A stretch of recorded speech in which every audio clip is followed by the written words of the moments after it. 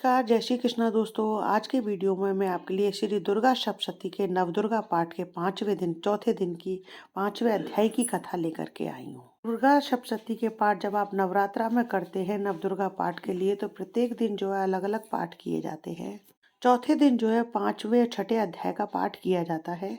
इसके पहले मैंने आपको बताया कि तीसरे दिन जो है तीसरे और चौथे पाठ का पाठ किया जाता है। आज की वीडियो में हम जो है पांचवें अध्याय का पाठ जानेंगे। पांचवा अध्याय शुरू करें उससे पहले माँ माँ कूष्मांडा की पूजा आराधना और उसके श्लोक को जानेंगे। सुरा स्वरूप संपूर्णम वल्लभम रुधिरा प्लुत मेवचा नाम हस्तपेदाभ्याम कूष्मांडा शुभदास्तु में।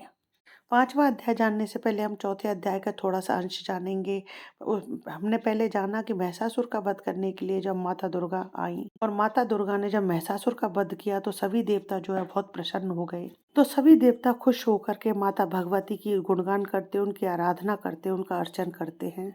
देवताओं की इस प्रकार की आराधना से माता प्रसन्न होकर के देवताओं से वरदान मांगने के लिए कहती है। सभी देवतागण माता से कहते हैं, माता इस समय तो आपने हमारी समस्या का समाधान कर दिया, हमारे असुर का दैत्य का नाश कर दिया है।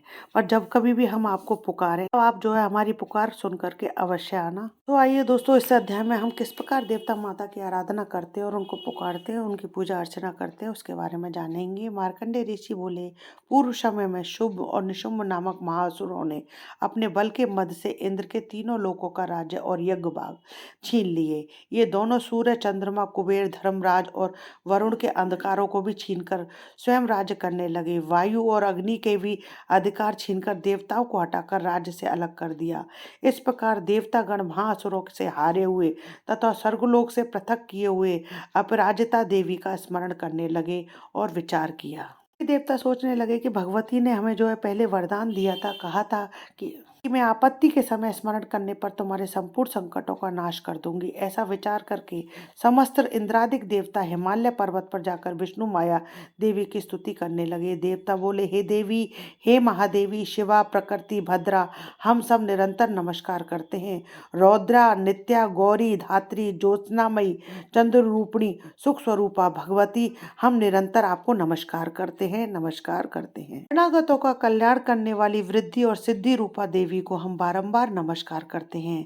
रैरेती, राक्षसों की लक्ष्मी, राजाओं की लक्ष्मी तथा सर्वाणी शिव पत्नी स्वरूपा जगदम्बा को बार बार नमस्कार करते हैं, बार बार नमस्कार करते हैं। दुर्गा, दुर्गपारा, सारा, सर्वकारिणी, ख्याति, कृष्णा और धूर्मा देवी को सर्वदा नमस्कार है, सर्वदा नमस्कार है। अत्यंत सौम्य और अत्यंत रौद्र रूप देवी को हम नमस्कार करते हैं। जगत की आधारभूता कृति देवी को बारंबार नमस्कार है, बारंबार नमस्कार है। देवी सब प्राणियों में विष्णु माया के नाम से कही जाती है, उनको नमस्कार है, नमस्कार है, उनको बारंबार नमस्कार है। जो देवी सब प्राणियों में चेतना कहलाती है, उनको नमस्कार है, उनको नमस्कार है, उनको बारंबार नमस्कार है।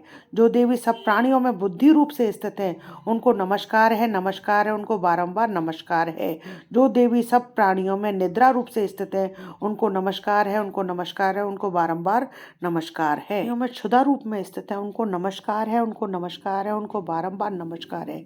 जो देवी सब प्राणियों में छाया रूप में स्थित है, उनको नमस्कार है, उनको नमस्कार है, उनको बारंबार नमस्कार है। जो देवी सब प्राणियों में शक्ति रूप में स्थित है, उनको नमस्कार है, नमस्कार है, बारंबार नमस्कार है। जो देवी सब प्राणियों में तृष्णा रूप में स्थित है, उनको नमस्कार है, नमस्कार है, बारंबार नमस्कार है। जो देवी सब प्राणियों में शांति, क्षमा रूप में स्थित है, उनको नमस्कार है, उनको नमस्कार है, उनको बारंबार नमस्कार है। जो देवी सब प्राणियों में जाति रूप से स्थित है, उनको नमस्कार, उनको नमस्कार, उनको बारंबार नमस्कार है। जो देवी सब प्राणियों में लज्जा रूप में स्थित है, उनको नमस्कार, उनको नमस्कार, उनको बारंबार नमस्कार है। जो देवी सब प्राणियों में शांति रूप से स्थित है, उनको नमस्कार, उनको नमस्कार, उनको बारंबार नमस्कार है। जो देवी सब प्राणियों में श्रद्धा रूप से स्थित है, उनको नमस्कार है, उनको नमस्कार है, उनको बारंबार नमस्कार है। जो देवी प्राणियों में कांति रूप में स्थित है, उनको नमस्कार है, उनको नमस्कार है, उनको बारंबार नमस्कार है। जो देवी सब प्राणियों में लक्ष्मी रूप में स्थित है उनको नमस्कार है, उनको नमस्कार, उनको बारंबार नमस्कार है। जो देवी सब प्राणियों में वृत्ति रूप से स्थित है उनको नमस्कार, उनको नमस्कार, उनको बारंबार नमस्कार है। जो देवी सब प्राणियों में स्मृति रूप से स्थित है उनको नमस्कार, उनको नमस्कार, उनको बारंबार नमस्कार है। जो देवी सब प्राणियों में दया रूप में स्थित है उनको नमस्कार, उनको नमस्कार, उनको बारंबार नमस्कार है। जो देवी सब प्राणियों में तुष्टि रूप से स्थित है उनको नमस्कार, उनको नमस्कार, उनको बारंबार नमस्कार है। देवी सब प्राणियों में माता रूप में स्थित है उनको नमस्कार, उनको नमस्कार, उनको बारंबार नमस्कार है। जो देवी सब प्राणियों में भांति रूप में स्थित है उनको नमस्कार, उनको नमस्कार, उनको बारंबार नमस्कार है।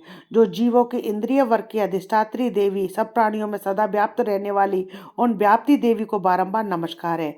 जो देवी चैतन्य रूप से संपूर्ण जगत को व्याप्त करके स्थित है उनको नमस्कार है, बारंबार नमस्कार है। पूर्व काल में अपने अभिष्ट की प्राप्ति होने से देवताओं ने जिनकी स्तुति की तथा देवराज इंद्र ने बहुत दिनों तक जिनका सेवन किया, वह कल्याण की साधना भूता ईश्वरी हमारा कल्याण और मंगल करे तथा सारी आपत्तियों का नाश कर डाले। उद्दंड दैत्यों से सताए हुए हम सभी देवता जिन परमेश्वरी को इस समय नमस्कार करते हैं तथा जो भक्ति से विनम्र पुरुषों के द्वारा स्मरण की जाने पर तत्काल ही संपूर्ण विपत्तियों का नाश कर देती है, वे जगदम्बा हमारा संकट दूर करें। ऋषि कहते हैं कि हे राजन, इस प्रकार जब देवता स्तुति कर रहे थे उस समय पार्वती देवी गंगा जी के जल में स्नान करने के लिए वहां आई। उन सुंदर भौहों वाली भगवती ने देवताओं से पूछा, आप लोग यहाँ किसकी स्तुति करते हैं? तब उन्हीं के शरीर कोश से प्रकट हुई शिवा देवी बोली, शुंभ दैत्य से तिरस्कृत होकर युद्ध में निशुंभ से पराजित हो यहाँ एकत्रित हुए हैं। यह समस्त देवता मेरी ही स्तुति कर रहे हैं। पार्वती जी के शरीर कोश से अंबिका का प्रादुर्भाव हुआ था, इसलिए वे समस्त लोकों में कौशिकी कही जाती हैं। कौशिकी के प्रकट होने के बाद पार्वती जी का शरीर काले रंग का हो गया, अतः वे हिमालय पर रहने वाली कालिका देवी के नाम से विख्यात हुई। तदंतर शुंभ और निशुंभ ने भृत्य चंडमुंड वहां आए। उन्होंने परम मनोहर रूप धारण करने वाली अंबिका देवी को देखा। वे शुंभ के पास जाकर बोले, महाराज, एक अत्यंत मनोहर स्त्री जो अपनी दिव्य कांति से हिमालय को प्रकाशित कर रही है, वैसा उत्तम रूप कहीं किसी ने नहीं देखा होगा। असुरेश्वर, पता लगाइए कि वह देवी कौन है और उसे ले लीजिए। स्त्रियों में तो वह रत्न है, उसके प्रत्येक अंग बहुत ही सुंदर हैं तथा वह अपने श्री अंगों की प्रभा से संपूर्ण दिशा में प्रकाश अकेले ही फैला रही है। राज, हे प्रभु, सभी वह हिमालय पर ही मौजूद है, आप उसे देख सकते हैं। हे प्रभु, तीनों लोकों में मणि, हाथी, घोड़े आदि जितने भी रत्न वे सब समय आपके घर में शोभा पाते हैं। हाथियों में रत्नभूत ऐरावत, यह पारिजात का वृक्ष और यह उच्चैश्रवा घोड़ा, ये सब आपने इंद्र से ले लिया है। हंसों से जुता हुआ यह विमान भी आपने आंगन में शोभा पाता है। यह रत्नभूत अद्भुत विमान जो पहले ब्रह्मा जी के पास था, अब आपके यहाँ लाया गया है। यह नामक निधि आप कुबेर से छीन लाए हैं। समुद्र ने भी आपको किलंकनी नाम की माला भेंट की है, जो केसरों से सुशोभित है और जिसके कमल रूपी कमल कभी कुम्हलाते नहीं है। सुवर्ण की वर्षा करने वाला वरुण का छत्र भी आपके घर में शोभा पाता है तथा यह श्रेष्ठ रथ जो पहले प्रजापति के अधिकार में था, अब आपके पास मौजूद है। चैतेश्वर मृत्यु भी उत्क्रांतिदा नाम वाली शक्ति भी आपने छीन ली है तथा वरुण का पाश, समुद्र में होने वाले सब प्रकार के रत्न आपके भाई निशुंभ के अधिकार में है। अग्नि ने भी स्वतः शुद्ध किए हुए 2 वस्त्र आपकी सेवा में अर्पित कर दिए हैं।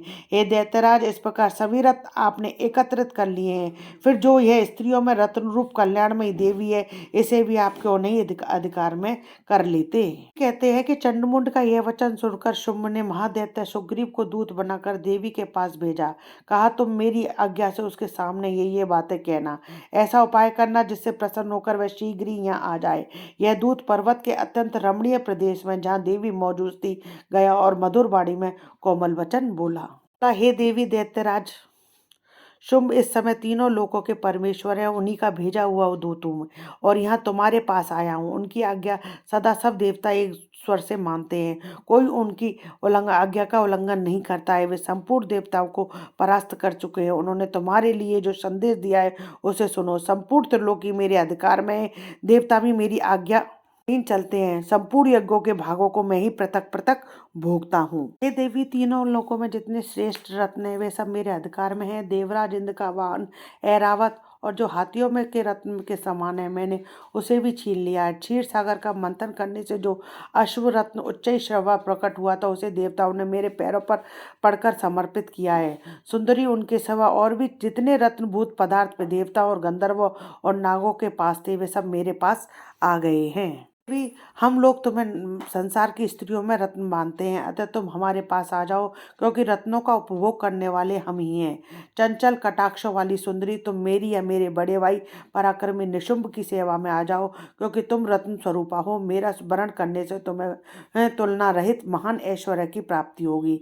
अपनी बुद्धि से यह विचार कर तुम मेरी पत्नी बन जाओ। कहते हैं दूत के यह कहने पर कल्याणमयी भगवती दुर्गा देवी जो इस जगत को धारण करती हैं मन ही मन मनो गंभीर भाव से मुस्कुराई और इस प्रकार बोली।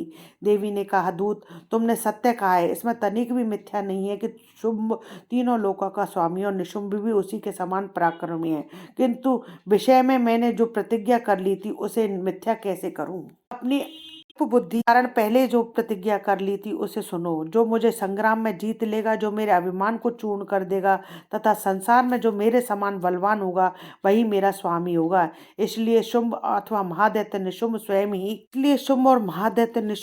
ही यहाँ पधारे और मुझे जीत कर शीघ्र ही मेरा परिग्रहण कर ले। इसमें विलंब की क्या आवश्यकता है। हे देवी, तुम घमंड में भरी हो, मेरे सामने ऐसी बातें ना करो। तीनों लोकों में कौन सा पुरुष है जो शुंभ निशुंभ के सामने खड़ा हो सके। देवी, अन्य देवताओं के सामने भी सारे देवता युद्ध में नहीं ठहर सकते। फिर तुम अकेली स्त्री होकर कैसे ठहर सकती हो।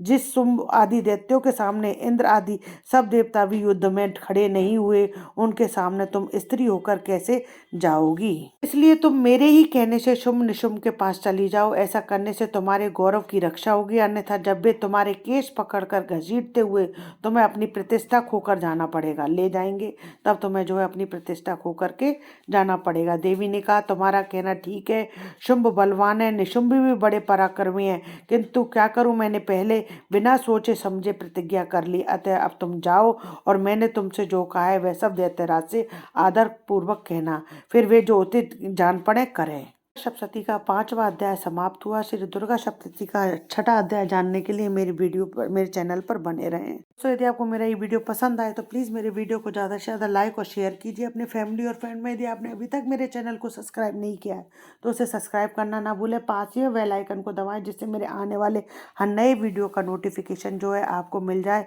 हिंदू धर्म, रीति रिवाज, कथा, कहानी, भजन आदि जानने के लिए मेरे चैनल पर बने रहें। जय श्री कृष्ण दोस्तों।